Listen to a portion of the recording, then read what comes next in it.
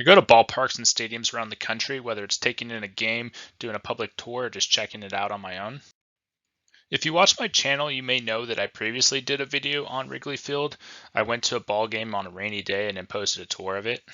I revisited Wrigley Field. This time, instead of taking in a game, I went and checked out one of the public tours. That means for today's video, we're back in Chicago. Every photo you see today was taken by me. Don't forget to subscribe to the channel. I appreciate that. You can write in the comment section what you like about this ballpark. And with that, let's start the tour. When I first took in a ball game at Wrigley Field, it was back on a rainy day in May. This time it was very different. We went in September on a very sunny, nice, beautiful day. Before showing up to the ballpark, we had scheduled a public tour online. The tour started at Gallagher Way on the left field side. After the tour, we were also able to check out the surrounding neighborhood around Wrigley Field. If you do watch my channel, this tour is going to be a little bit different than the previous ones I typically do on my channel, just given the fact that I've already covered this. Most tours I go over the capacity, the day it opened, things like that. You're not going to see any of this on this one. If you want to check that out, definitely go back and check out my original Wrigley tour video. So with that being said, let's dive into part 2. The tour started off in the concourse on the left field side. I got to say that, it makes a big difference looking at the concourse with a whole bunch of people during a game versus on one of the public tours where there's no one there. If you want to see it during the game, there is a photo of it in my previous video. But, being here with no one, you can really tell the brick. There's a lot of brickwork and all these just little features that I didn't notice before.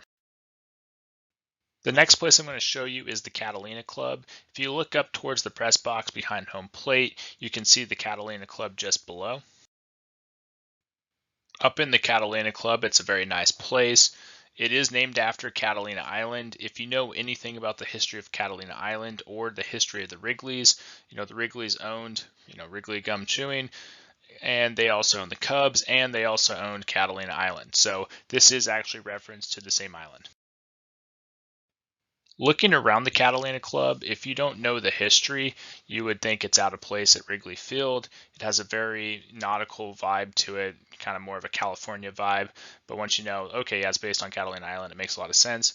It's really not that large for a club, though. This is a view looking out towards the field.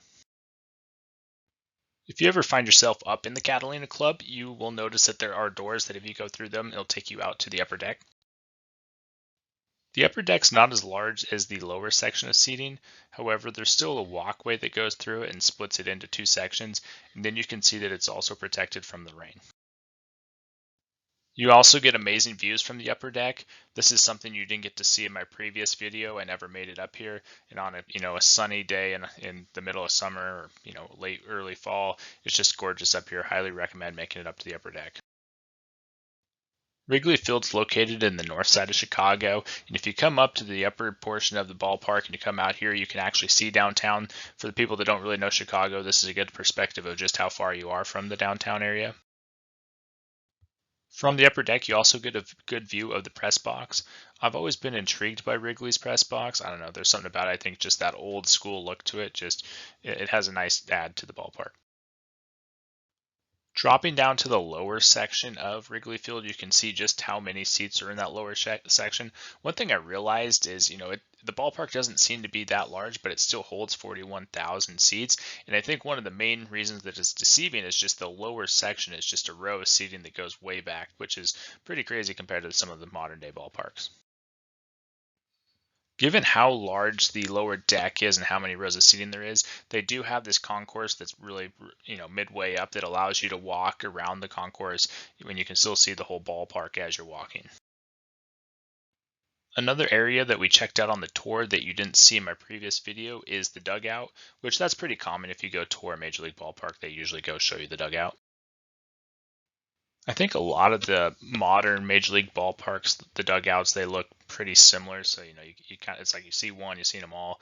The thing about Wrigley Field being so old, I was curious to see how that dugout compared to some of the modern ones. After that, we were able to go get out on the field. That's always a nice benefit when you take one of those public tours. You're usually able to get on the field. It's always a bummer if you can't make it out there. I gotta say, out on the field at Wrigley Field is very picturesque. The grass is natural. You have the ivy in the background, and it was just a gorgeous view, on a sunny day. We talked about the Catalina Club earlier and the ties to Catalina Island. Another thing people may not know is if you look out towards the seating in center field and the old video board, or not the video board, the old scoreboard and the clock and all that, you'll notice that's all old. You think it's back towards the original part of Wrigley. What people may not realize though is it's in the shape of a sailboat. It goes back to the whole sailing theme and the Wrigley's in Catalina Island. One thing they got into a lot on the tour was the conflict that the Cubs had with the outfield rooftops at Wrigley Field. The rooftops are famous, but there's obviously a legal dispute with that. And Wrigley had some renovations in the years past recently, and they put up these large video boards, and they just so happened to block the people that they were disputing with those bleachers. Growing up, whenever I would look at Wrigley Field on TV or play a video game or whatever, I would always notice this building with the blue roof. Now that they have the large video boards, it's a lot less noticeable. It's behind those video boards and harder to see.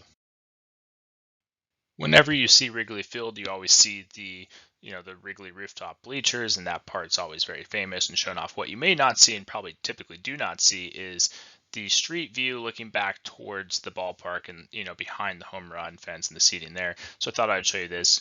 Kind of reminds me a little bit of Fenway behind the Green Monster, which not surprising, both old ballparks. Moving back into the ballpark, you'll notice the nets that are, overhanging the home run fence. I thought they were there just to catch home run balls, which you don't typically see that on the new ballparks. Thought it was kind of interesting. Actually, why they're there is to catch drunk people. I guess back in the day, people would play games, they had drank, they'd run along the fence, and people would fall into the field and stop the game. So they're still there, and they were, meant to catch drunk people. I showed this off on my original video, but I just think it's so unique, the suites that are at Wrigley Field and just how it's set up, and it's just these boxes that run across above the lower deck, and I just had to show it again. You'll notice when you're looking at these box suites that you can actually look into them from behind. Usually if you're going into a ballpark, you would have a hallway that's behind those box seats. You wouldn't be able to see in here. You're just out, the general public walking on the concourse during a game, and you can look in and see into there, which is pretty cool. Another thing to point out back on the field is the small brick wall behind home plate. You always see this on TV whenever someone's pitching. The view is always behind the pitcher, and you see these walls, and it's always interesting to get a perspective of how tall they are. They're maybe 2 feet tall. My previous video, I showed the Wrigley rooftops, and I've shown the street. One thing to point out, adjacent to that, there is actually a small fire station there as well. Going back to Gallagher Way, just wanted to point out that people were hanging out there just on a regular weekend day, sunny day. I went there when I was going to a ball game, and obviously it was packed, and I just figured, okay, that's something you go into on game days. This happened to be a non-game day, and you can see there's still a lot of stuff set up. So I'd recommend, go check this out even if you're not going to go to the ballpark. Every video I like to throw in a photo of myself at the ballpark. Still going to do this here. Just shows that I was actually there. This takes us to the end of the tour. Don't forget to subscribe to the channel. I do appreciate that. Write in the comments section what ballpark or stadium you want me to do next. And with that, take care.